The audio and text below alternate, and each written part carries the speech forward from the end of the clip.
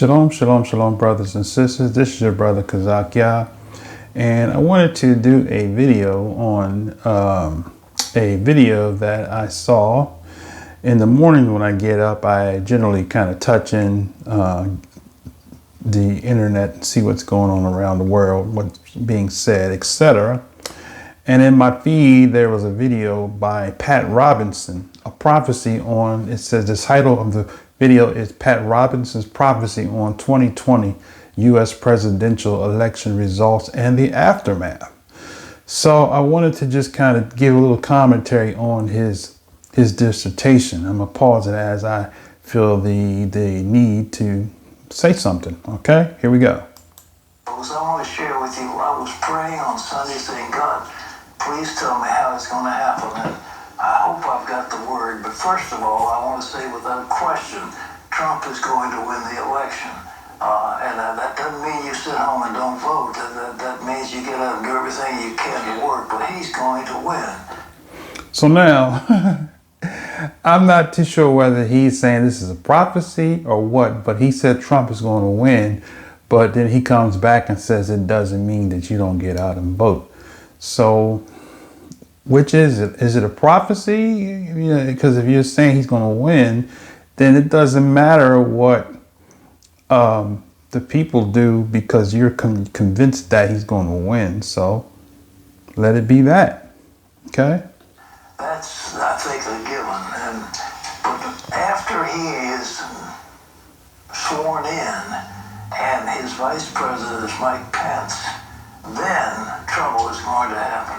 He's going to be challenged by the Chinese as you couldn't believe. Will be faced probably with some kind of a war. Okay, now I kind of disagree with that because Trump allegedly has a good relationship with China. So you can argue the point and say, well, they're not really, because he's called it the China virus or whatever. Okay, well, someone can make a point here and there, okay, but I don't see that happening, okay. He said riffraff's going to break out if Trump wins the election again.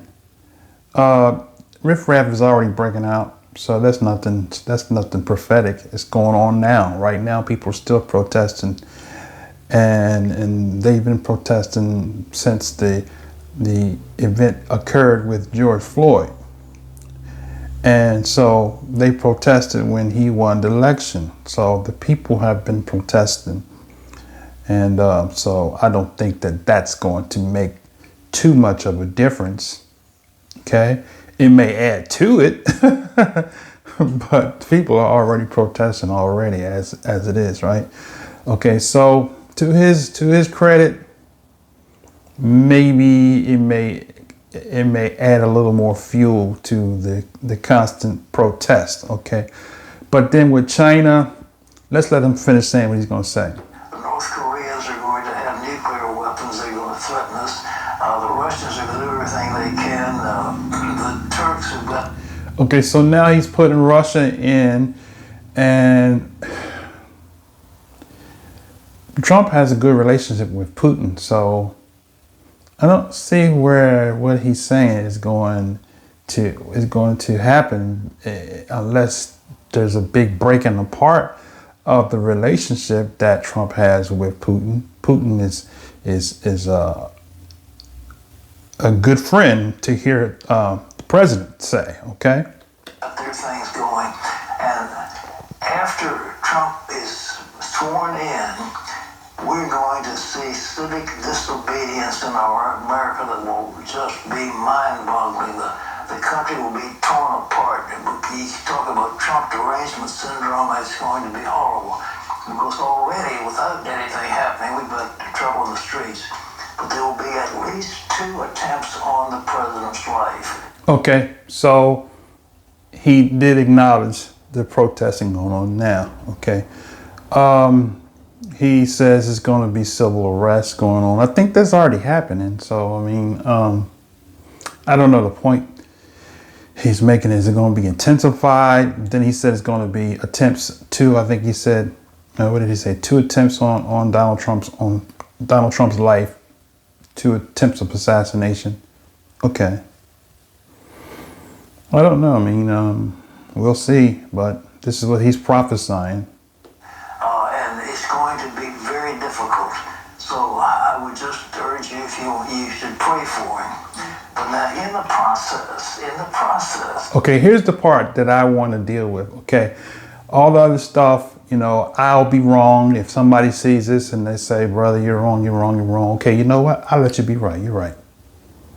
But this is the part I want to deal with right here. Okay, so let everything I said, if my thought process or if my opinion of what he just said is wrong, this is the part I want you to listen to. Okay, all right, here we go. This confusion is happening in America, and it looks like our country is being torn apart. The fulfillment will take place of Ezekiel 38's prophecy. Okay, now he's going to give you a prophecy to connect it to the civil unrest that's going to take place in the United States. And he uses Ezekiel 38 and it's going to be fulfilled at the presidency. All right, here we go. And here's what it says. It says, therefore, Son of Man, prophesy and say to God, this is what the Sovereign Lord says, in that day, when my people Israel are living in safety, will you not take notice of it? Okay, listen. So now he's going to set the stage for what he's about to say, why this prophecy is going to be fulfilled. Here we go. And you will come from your place in the far north, and many nations with you, all of them riding on horses, a great horde, a mighty army. Okay, so coming from the north, we got a lot of countries in the north. So from a prophetic breakdown, you have to explain who these people. Now he's going to tell you who these people are. Okay. You'll advance against my people Israel like a cloud that covers the land. In days to come, Gog, I will bring you against my land, that the nations may know me when I am proved holy through you before their eyes. Now, that's going to be next. You're going to have Trump win. You're going to have civic discourse. You're going to have at least 2 attempts on the life of the president. And, you know, you just pray as to what's going to happen in relation to that. But this country's going to be torn apart. And it will be the opportunity for Erdogan and Iran to come together against Israel. And that's what Ezekiel says is going to happen, that there's going to be this tremendous horde. Now, who's going to be involved in coming against it is going to be the Muslim communities on the border of Russia. And Azerbaijan is just one of them. They're already trying to kill the Christians in Armenia. And so you're looking at the possibility, and there they are. So now the mistake he's making is he's making this about Christianity.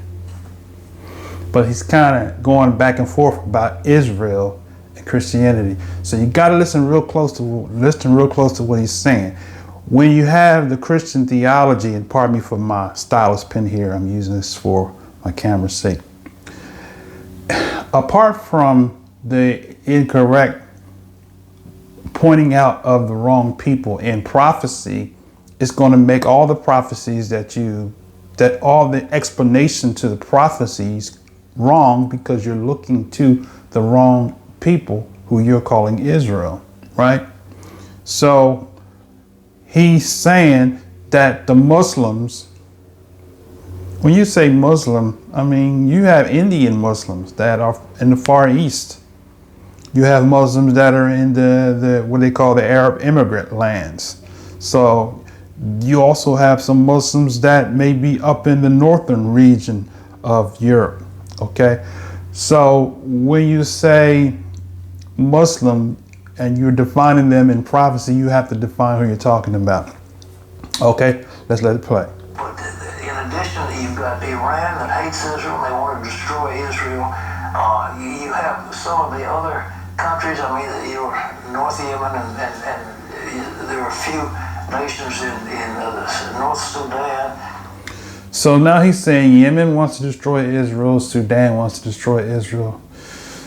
I don't know where he's getting this information from, but okay, let's let it play. That are Muslim and they hate Israel, and that whole coalition is. So see, that's the thing. That's the problem I have with mainline Christian evangelicals. They make this a thing of Muslim versus Christianity or Muslim versus the Jews, right?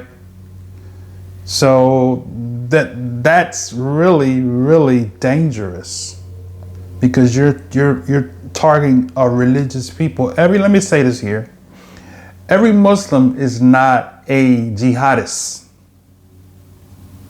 You have a lot of peaceful Muslims, and I'm not a Muslim, but I'm saying this for those of you who have an issue with Islam or Muslim. Every Muslim is not a jihadist or a person who would put a weapon of mass destruction, tie it to their body to kill people in the name of Allah. Every Muslim, there's a small percentage of people in Islam that would do something like that. Just like there are people that are Christians that would kill. Not all Christians should be lumped into that, just like not all Muslims should be lumped into that, right? Okay? It's just like those of us who have reclaimed our identity of being the covenant children of Israel, they have grouped all of us as terrorists and so forth. And the reality of the matter is you may have some people that have some behavioral attitudes or traits that are like terrorists, but the whole religious organization you should label as radical, okay? It's going to come together, and they're going to say, because America is so occupied, we are therefore going to invade Israel. It's going to be an opportunity to crush and destroy Israel. And so there's going to be a tremendous war against Israel. Okay, so now what he's saying is not true. Okay, so you say, well, brother, what's not true about what he said? The world is not going to be so occupied with the United States that they're going to leave Israel wide open so people can come in and can terrorize Israel. Okay? So I don't see where what he's saying has any relevance to what's going to happen in the physical land of Israel. Okay? People are fighting all over the globe. But that doesn't mean that they want to see the whole land destroyed, right? When the scriptures talk about Israel, they are talking about a physical people. That's why you have to understand Daniel chapter 9. Because if you don't understand Daniel chapter 9, you're going to make the mistake of putting a people in prophecy that don't belong there. And you're going to make the prophecy be about the land and not about the people. When the prophecy, when you say Jerusalem and Israel in prophecy, sometimes when you say Jerusalem and Israel, you're not talking physically about the land. You're physically talking about the people who are the outcasts of the land that live in the lands of their enemies or in captive lands. That's what we're talking about. We're not talking always when we see prophecy. When you see that, and I can't say it enough, when you see Jerusalem and Israel, it's not always just talking about the land. Okay? So you have to rightly divide the prophecy to know what the prophet is saying, right? I'm going to do a lesson on Ezekiel 37 and 38, what he's reading, okay? But let's continue. The Bible says God himself is going to defend Israel. And he's going to wipe out that horde. It's not going to be a nuclear war, but God himself is going to wipe out that horde of people that are coming against Israel. Now that's true. But timing is everything, because watch what he says here, because this this war that's happening is the war that's going to happen before the Messiah comes the second time. This has nothing to do with the presidential election. It has everything to do with the return of the Messiah. But watch the spin he puts on that prophecy. Watch this. What's going to happen next? I mean, you say, all right, you got that's the next thing that's going to happen is that God is going to bring a period of great peace. Look at that. So he's saying after the chaos that he said, God, I'm going to use this terminology, is going to bring a great peace. So the presidential election is what he's saying. Listen closely. The presidential election is going to bring in great chaos and civil unrest and war. And after that, it's going to be a time of great peace. Now, watch what he says. And here's what Isaiah has to say. It's the second chapter. In the last days, the mountain of the Lord's temple will be established, and the highest of the mountains. It will be exalted above the hills, and all nations will stream to it. Stop. Now he's tying in Isaiah chapter 2 and 2, which specifically says in the last day. Right? So the last day is tied to the day of Yah, which is the day of judgment. So when this takes place, there will be no more government of the United States or the other nations of the world. Why? Because the King of Kings is going to take over, overthrow all the governments. And you can find that in Daniel 9 and Daniel 7. Okay? They connect with Revelation 11, Revelation 7, Revelation 19, Revelation 20. All those connect together. That's talking about, it connects with the last trump in 1 Corinthians and in 1 Thessalonians. All that comes together with the last trump. When the last trump is sounded, the kingdoms of the world become the kingdoms of the Messiah. And at that point is when the peace is coming. But watch what he says. Listen. Many people will come and say, let us go up to the mountain of the Lord and the temple of the God of Jacob. He will teach us his way so that we may walk in his paths. The law will go out from Zion, the word of the Lord from Jerusalem. He will judge between nations and will settle disputes for many people. And they will beat their swords into plowshares and their spears into pruning hooks. Nations will not take up sword against nations, nor will they train for war anymore. Stop. So, nations will not war anymore against each other, right? And he said they're going to beat their spears into pruning hooks, right? The law is going to go forth from Jerusalem, not grace. The law.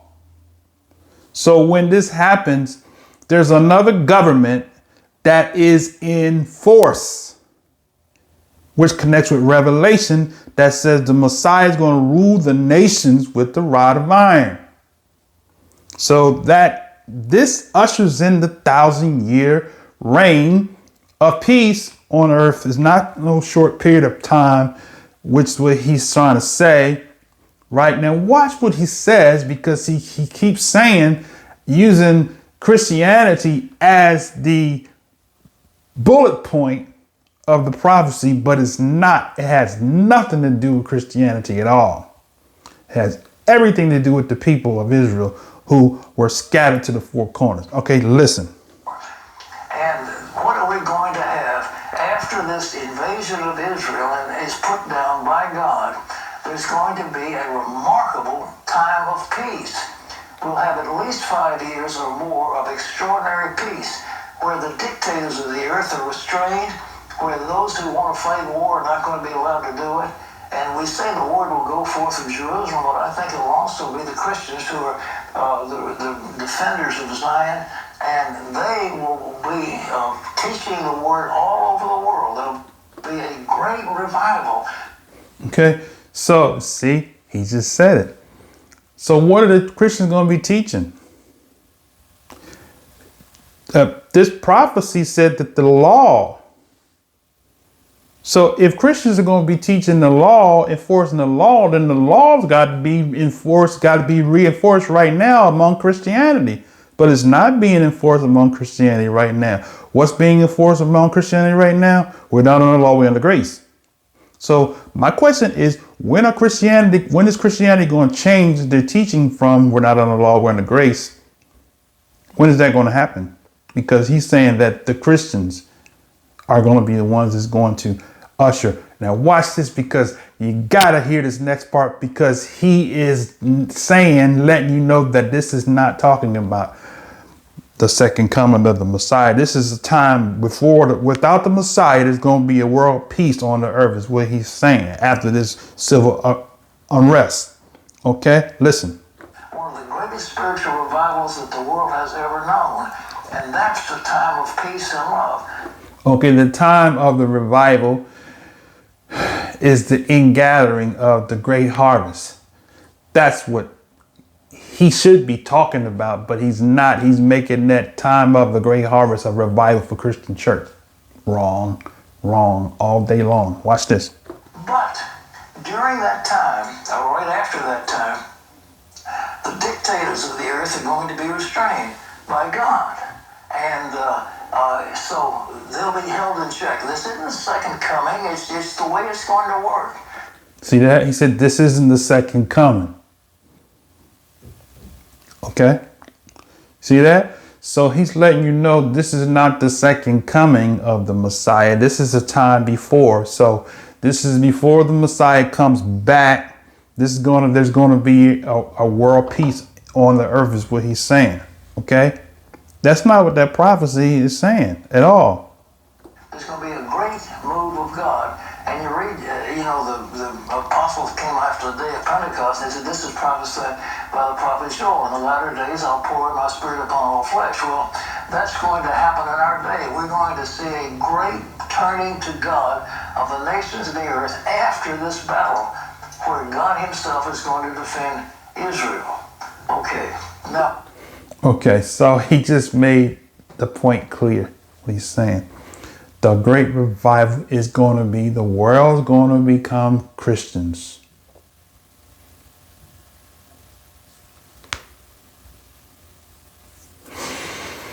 Now you see why people have a tarnished view, a irrational view of reading comprehension, because he just did what many people do. Take one little verse, pull it out, apply this to this, and it's like making a cake. You took this ingredient here, you put this ingredient, you stirred it all up, and you say, here's your cake, right? He didn't go line upon line, precept upon precept. He didn't go from top to bottom, right? He took the piece out and interpreted his theology with it and his emotional belief with it to make a point, and that's dangerous. All right. Now what comes next? Because it's going to be nice, and we're all going to be living in peace. But Paul wrote to the Thessalonians, is it for you know very well that the day of the Lord will come like a thief in the night. While people are saying peace and safety, destruction will come on them suddenly as labor pains on a pregnant woman, and they will not escape.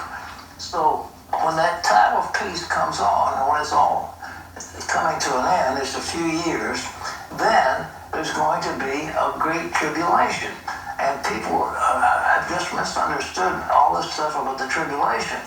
But Paul said that they're going to say peace and safety, and sudden destruction will come upon them like travail in a woman with child. You can see the sequence going down. Now, Jesus, what did he have to say? It's found in Matthew 24, 21, 22. For he said, then there will be great distress unequaled from the beginning of the world until now, and never to be equaled today. Okay, hold on. I just had a thought. He said they're going to have peace, right? Okay. I think the peace was erupted. So that peace and sudden destruction has broken out. We're in the coronavirus pandemic now. Okay? before that happened, of course, we know when Trump went into office, he became, people protested his winning the presidency. And then it died down, the protests. People kind of got, well, this is what it is, right? So the protest died, as it always does, when a political a candidate that they don't want wins. So that's natural. But now, after the 4 years of Trump's presidency, I should say the third year is when the destruction broke out with the worldwide pandemic. So maybe he's off, but he's saying it's going to come another time of peace after this. So, and the peace, he's tying one verse that he just read into, now he's going to Matthew 24. Okay, I love 24 because that's one of my favorite ones. Let's see what he's got to say. I think he kind of started out reading, for there will be great distress unequaled from the beginning of the world. I don't know what this is, NIV version he's reading from. And beginning of the world until now, and never to be equal again. Okay. And in those days had not been cut short, no one would survive, but for the sake of the elect, those days will be shortened. Now, what is he saying? I want to emphasize that. He says, if those days wouldn't be shortened, there wouldn't be one human being alive on the face of the earth. I mean, that's what he says. I mean, there'll be no flesh will remain. So this is the tribulation that people are talking about, and he is going to be terrible. And Paul said that sudden destruction is going to come upon you. And what I think, very frankly, is that the only thing that will fulfill what the word of Jesus, and I'm going to give you in a minute, is some kind of an asteroid strike on the globe. It's sudden destruction. There's not going to be some nuclear war.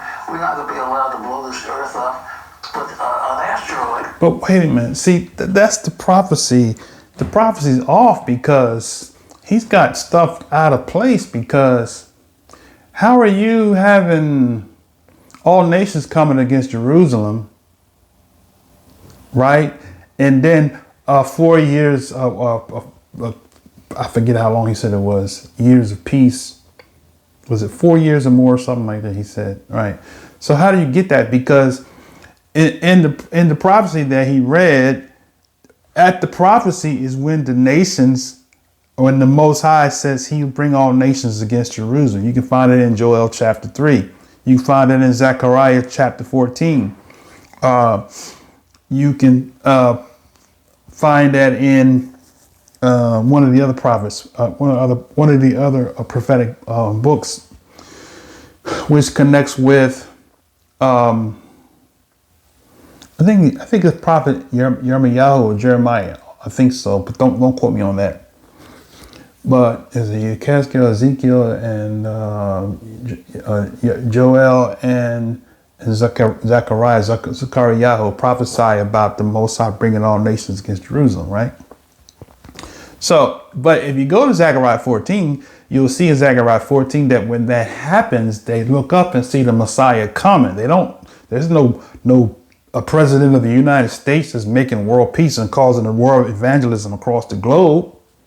What's happening is when that takes place, that is when the Messiah, when you look up, when you see these things, that's what ties it with Matthew 24.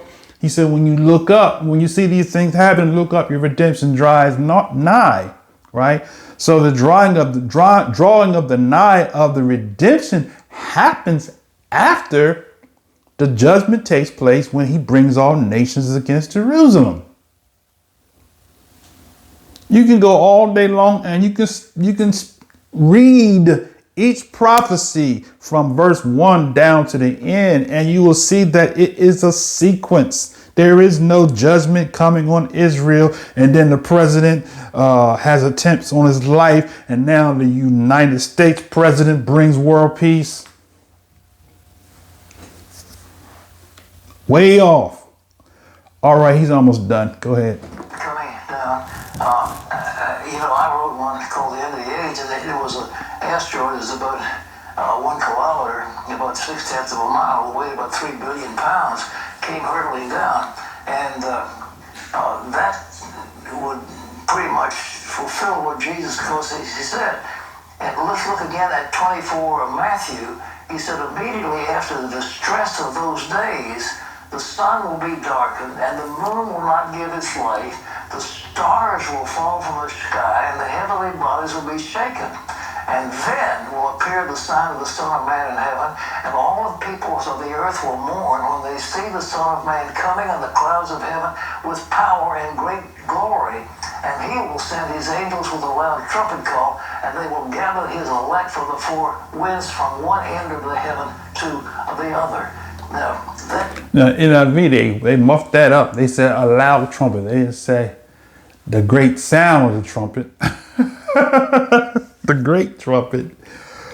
The NIV said it with a loud trumpet call.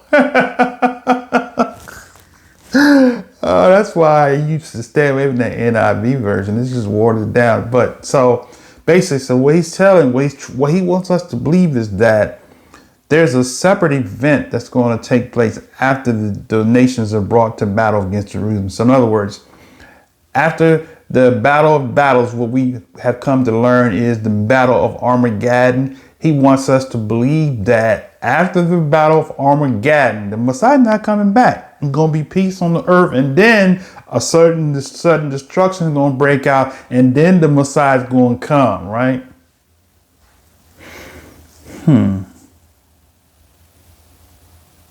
Sounds a little strange to me. All right, he's almost done. That tribulation is going to be so bad that unless it was shortened, nobody would be alive, and the sun will be darkened. Well, what will darken the sun? Well, if an asteroid hits the earth, there will be a cloud of dust thrown into the atmosphere, and you won't be able to see the sun or the moon. It'll be hard to move on that. And there'll be times if there's some antichrist or something like that, there's to be a time from that if that's what's going to happen. But the man is sent to be revealed.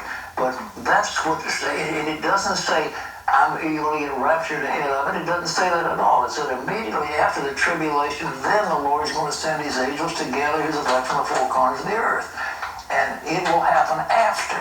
So you read the Bible, it's very clear. It's not mystery. It's clear. Yeah. You know. Well, we knew this before, giving this word, but also what a time to pray. I mean, we live in a day that is like we've never seen before. But again, I want to relate to you again. There's going to be a war. Ezekiel 38 is going to be the next thing down the line. Then a time of peace. Then maybe the end. But nobody knows the day or the hour when the Lord's going to come back. He said the angels don't know it. And only the Father